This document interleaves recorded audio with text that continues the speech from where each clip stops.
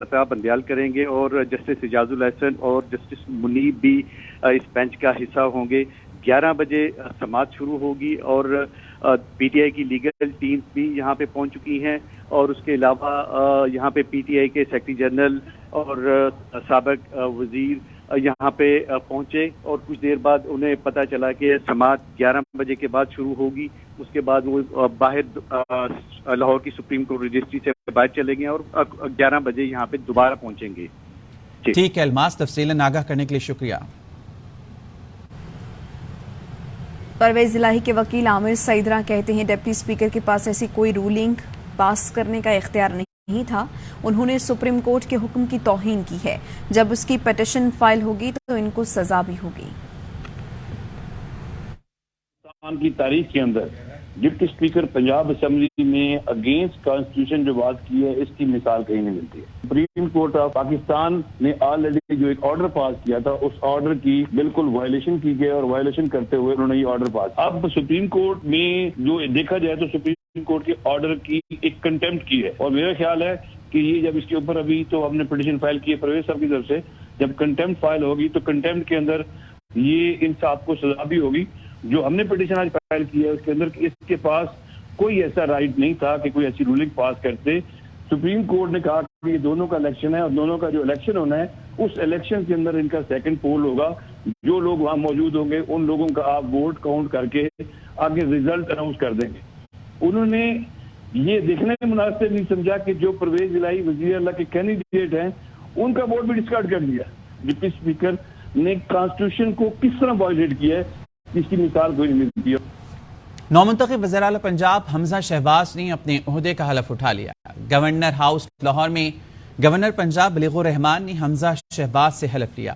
हलफबरदारी की तकरीब में नून लीग और पीपल्स पार्टी के रहनुमा शरीक थे। गुज़िश्ता रोज हमजा शहबाज को 179 और परवेज इलाही को 186 वोट मिले थे, लेकिन डिप्टी स्पीकर दोस्त मोहम्मद मजारी ने चौधरी शुजात के खत को बुनियाद बनाते हुए काफली के 10 वोट मुस्तरद कर दिए और हमजा शहबाज 3 वोटों के फर्क से वज़ीर आला बरकरार रहने में कामयाब रहे।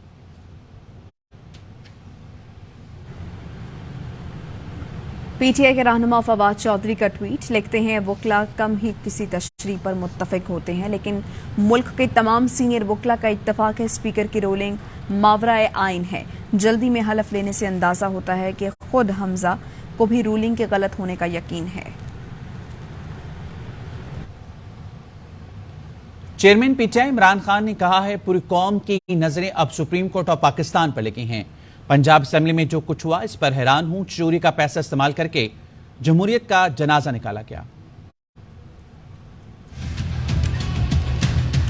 अभी तक मैं हैरत में हूं जो कि अभी पंजाब असेंबली में हूं। होना था इलेक्शन चीफ मिनिस्टर का, रात को कौन पहुंच गए, ज़मीरों का सुदागर आसिफ जरदारी। हमें पूरी इंफॉर्मेशन थी कि पैसा चलाने आया, चोरी करके अवाम का पैसा, उसी चोरी से पाकिस्तान की जमहूरियत का जनाजा निकालता। वाज़े तौर पे आर्टिकल 63A में लिखा हुआ है पार्लियामेंट्री पार्टी का हेड, वो पार्लियामेंट्री पार्टी का जब फैसला करती है कि जिसके साथ भी जाना है वो पार्टी उधर जाके वोट देती। पार्टी का हेड है, उसका इसमें नाम नहीं लिखा हुआ, तो शुजात का तो लेटर ही नहीं वैलिड। डाकुओं को पब्लिक के पैसे से अपना मैंडेट चोरी करने की इजाजत नहीं देते। अपने सुप्रीम कोर्ट को कहता हूँ सारी नजरें अब आपकी तरफ हैं। जब तक आसिफ जरदारी जैसे आदमी हमारा इंसाफ का निजाम नहीं पकड़े, पाकिस्तान ताकतवर डाकुओं को हम कानून के नीचे नहीं लेके आएंगे। मेरे पाकिस्तानियों, इस मुल्क का कोई मुस्तकबिल नहीं। और शहबाज के लिए कहते हैं मुल्क को इंतशार की तरफ ले जाने की साजिश की जा रही है। पाकिस्तान को श्रीलंका की तरह बनाना चाहते हैं। इमरान खान ने वो कर दिखाया जो मुल्क की तारीख में कभी नहीं हुआ। डिप्टी स्पीकर की रूलिंग के खिलाफ हमने अदालत में पिटीशन दायर की है। उम्मीद है अदालत हमें इंसाफ फराहम करेगी। जो पाकिस्तान को जिस इंतशार की तरफ लेके जाया जा रहा है, पाकिस्तान को जिस तरीके से श्रीलंका के हालात पर लेके जाया जा रहा है, वो सब कुछ सबके सामने है।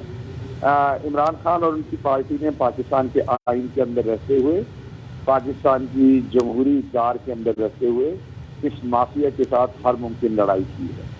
इमरान खान ने वो करके दिखाया है जो पाकिस्तान की तारीख में पहले नहीं हुआ। बहरहाल पाकिस्तान तहरीक इंसाफ ने पिटीशन दायर कर दी है। हम उम्मीद रखते हैं कि अदालत पाकिस्तान के आइन कानून के तहत हमें इंसाफ फराहम करेगी, पाकिस्तान की आवाम को इंसाफ फराहम करेगी और एक जो बैरूनी साजिश है पाकिस्तान के अंदर इंतशार फैलाने की, वो साजिश को अदालत अब आगे बढ़कर नाकाम करेगी। शर्जील मेमन की प्रेस कॉन्फ्रेंस पर पाकिस्तान तहरीक इंसाफ के रहनुमा असद उमर का रद्द-ए-अमल। असद उमर ने 4 अप्रैल के खत की तफसीलात बयान कर दी। कहा, शर्जील मेमन ने मेरे 4 अप्रैल को इशू किए गए खत को कोट किया है। इस खत से सिर्फ प्रोसेस शुरू किया गया था। इसके बाद पार्लिमानी कमेटी की मीटिंग हुई, तमाम मेंबरान मिले, फिर फैसला हुआ, मीटिंग के मिनट्स इशू किए गए। तमाम पार्लिमानी पार्टी मुतफ़िक़ा तौर पर फैसला किया परवेज लाही को वोट देना है। शर्जील मेमन ने बहुत जबरदस्त मिसाल दी थी।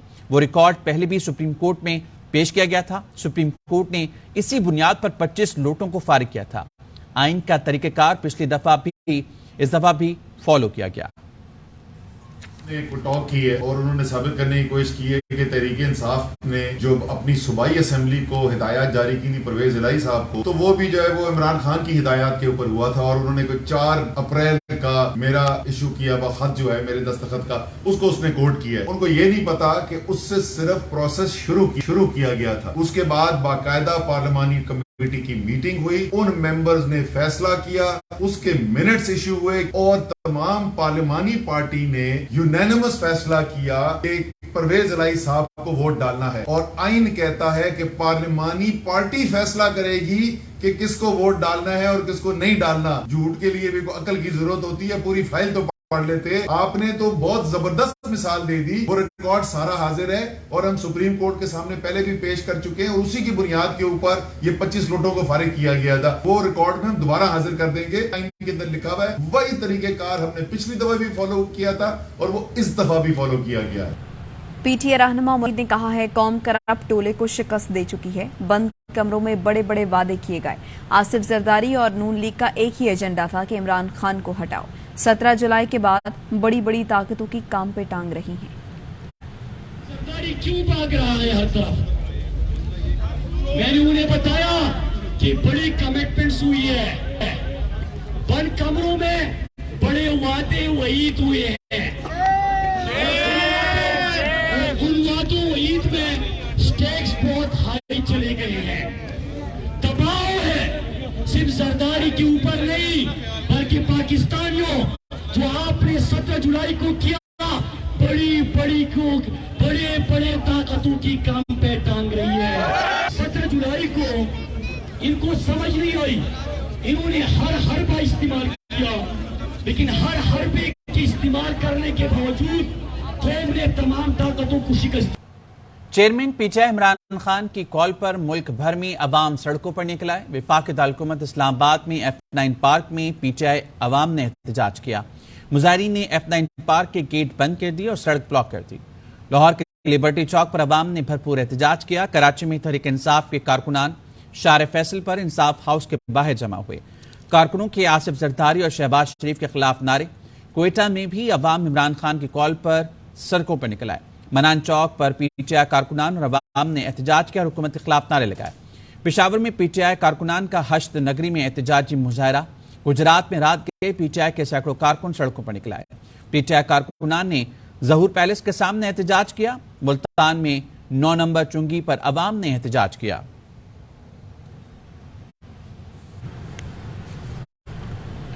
रावलपिंडी में मुश्तइल कारकुनों ने काफली घाव से चौधरी शुजात की तस्वीर हटा दी। काफली कारकुनान ने परवेज इलाही जिंदाबाद के नारे भी लगाए। लाहौर में लिबर्टी चौक पर पीटीआई एहतजाज के करीब नामालूम अफराद ने हवाई फायरिंग कर दी। गाड़ी में सवार नामालूम अफराद फायरिंग करके फरार हो गए। एनी शाहिदीन ने बताया कि फायरिंग करने वाले अफराद सफेद रंग की वीगो में सवार थे। फायरिंग के वाक़े के बाद लिबर्टी चौक पर मुजाहिरीन पर गाड़ी चढ़ा दी गई। मुजाहिरीन ने गाड़ी को घेरे में लेकर शीशे तोड़ दिए। गाड़ी पर मुस्लिम लीग नून के स्टिकर्स लगे हुए थे। हैदराबाद में पीपल्स पार्टी के मुश्तइल कारकुनान ने पीटीआई कारकुनान पर हमला कर दिया। पीपल्स पार्टी और पीटीआई कारकुनान में तसादुम के दौरान पुलिस गायब रही। डीजी खान में इमरान खान की कॉल पर अवाम ने ट्रैफिक चौक पर एहतजाज किया। मुजाहिरी की क़ियादत साबिक विफाकी वज़ीर ज़रताज गुल ने की। मुजाहिरीन हुकूमत के खिलाफ नारे लगाए और सुप्रीम कोर्ट से फौरी इंसाफ का मुतालबा किया। पाकपतन में भी शहरी सड़कों पर निकलाए। तहरीक इंसाफ के जिले सदर रियाज अरशद नियाजी ने चौक नगीना पर खिताब करते हुए कहा कि अवाम ने आइन के खिलाफ डिप्टी स्पीकर की रूलिंग को मुस्तरद कर दिया। सियालकोट में चेयरमैन पीटीआई इमरान खान की कॉल पर अवाम ने रात का एहतजाज किया। इस मौके पर उमर डार ने कहा कि चौधरी शुजात ने उम्र भर की सियासत पर खुद ही मट्टी डाल दी। शेखपुरा में चौक यादगार पार्क में अवाम ने एहतजाज किया। नारवाल में शहरियों ने एहतजाज किया। मुजाहिरीन ने इंपोर्टेड हुकूमत नामंजूर और कठपुतली डिप्टी स्पीकर नामंजूर के नारे लगाए। नवाब शाह में इमरान खान की कॉल पर शराज चौक पर एहतजाज किया गया। मुजाहिरीन ने इमरान खान के हक में नारे लगाए और कहा कि डिप्टी स्पीकर पंजाब असेंबली की रूलिंग अवामी मैंडेट पर डाका है। कर्क में भी शहरियों ने एहतजाज किया, जिसके बायस इंडस हाईवे ट्रैफिक के लिए बंद हो गई।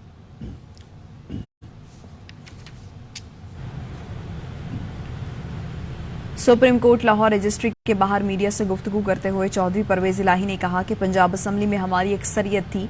30 साल में पंजाब में पार्टी सदर हूं। वोटिंग में मुंतखब हुआ, लेकिन फैसला मेरे खिलाफ दे दिया गया। देखा है कि हम जीत चुके थे और मैं पिछले 30 साल से खुद सदर हूं अपनी पार्टी का पंजाब का, और ये फैसला हमने एक दिन पहले हमने किया है कि पार्लियामेंट्री पार्टी का ये फैसला था। उन्होंने मुझे नॉमिनेट कर दिया है और नॉमिनेशन के बाद मैं इलेक्शन लड़ रहा हूँ। सुप्रीम कोर्ट ने ये वाज़ेह हुक्म दिया था उस दिन कि मुझे बुला के, हमजा को बुला के, कि आप ही सिर्फ 2 कैंडिडेट हैं, तो दूसरा कैंडिडेट तो मैं हूँ। उसका क्या हुआ? उसको ये कहता है कि नहीं, आप अपनी पार्टी को और आप अपने आप को वोट नहीं दे सकते। इसकी अकल का अंदाजा करो इस बेवकूफ़ आदमी का।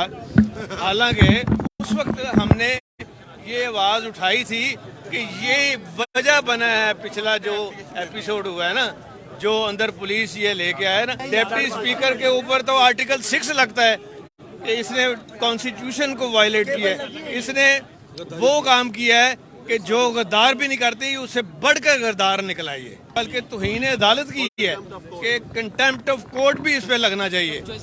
आपको बराह रास्त चलेंगे। पाकिस्तान तहरीक इंसाफ के रहनुमा फवाद चौधरी मीडिया से गुफ्तगू कर रहे हैं। बदकिस्मती से 3 महीनों के अंदर वो दिवालियापन के बिल्कुल करीब आ चुका है और ये